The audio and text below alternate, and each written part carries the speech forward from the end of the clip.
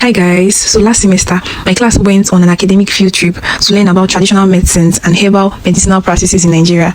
So we left school very early in the morning, and honestly, like, the whole bus experience felt like an adventure for me. Seeing everyone outside the normal school environment and everything, it felt so fun.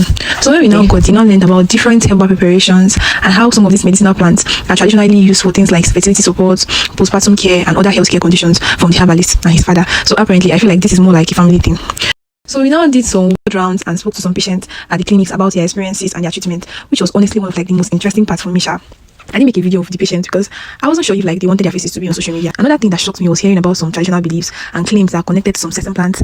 The herbalist said things about plants that can, somebody can actually use them to command anybody to do anything that you want.